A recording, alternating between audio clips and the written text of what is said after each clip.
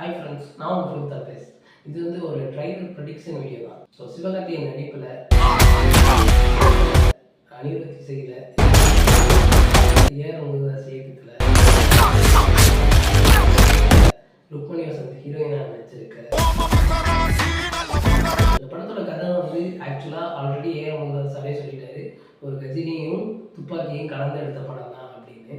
So படத்தோட trailer பார்த்தாலும் அப்படின்னு தெரியும். ஸோ இது வந்து முழுக்க முழுக்க ஒரு லவ் ட்ராக்கு.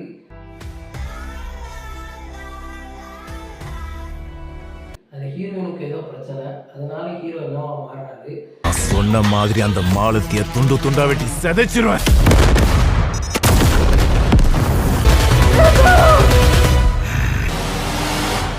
முடிஞ்சா தொடர். ஸோ அதை அவர் எங்கே கொண்டு போய் விடுது அப்படின்றதா இந்த மொத்த மதராசி படத்தோட கதைன்னு சொல்லணும். ஸோ மதராசின்றது வந்து நார்த் இந்தியன்ஸ் வந்து தமிழ்நாடுகளை கூப்பிடுவாங்க. ஸோ படத்தில் சிவகார்த்திகேயன் ஒரு டைலாக் சொல்கிறாரு, இது என் ஊர் சார், நானும் கூட நிற்பேன். அந்த டைலாக் வந்து இவர் இந்த ஊருக்காரராக இருந்து போராடுறாரு அப்படின்ற மாதிரியான ஒரு விஷயத்த சொல்லுது. ஸோ இது வந்து ஒரு சிக்கலான கண்டென்ட் தான். ஏன்னா வந்து ஒரு இந்தியாவுக்குள்ளே இருந்துட்டு ஒரு 2 மொழி பேசுகிறவங்களுக்கு இடையிலே கிளாஸ் ஆகிற படமா அப்படின்ற மாதிரியே நம்ம தோண வைக்குது. பட் இன்னொரு விஷயமும் இருக்குது. ஒரு சிவகார்த்திகேயனும் ஒரு தமிழ் பேசுகிற நார்த் இந்தியனாக இருக்கலாம்.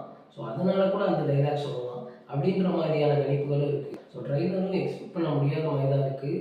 ஆல்மோஸ்ட் ஆடியன்ஸே அவ்வளோவா எந்த ஒரு எக்ஸ்பெக்டேஷனும் அவங்க கொடுக்கல. ஸோ வந்து படம் வந்து கண்டிப்பாக வந்து ஒரு பெரிய ஹிட்டடைய ரொம்பவே வாய்ப்பு இருக்குது. மூளைதான் அவன் ஒன்று நினச்சிட்டான்னா அதை முடிக்கிறதுக்கு எந்த எக்ஸ்ட்ரீமுக்கு வேணாலும் போவான். 2-3 ட்விஸ்டிங் வச்சாலே படம் எங்கேயும் போயிடும்.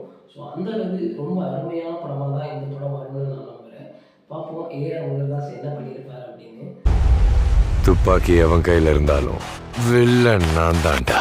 ஸோ இது மாதிரி நிறைய ஃபிலிம் அப்டேட்ஸ் பற்றி தெரிஞ்சுக்க என் சேனலை சப்ஸ்கிரைப் பண்ணுங்கள். டாடா.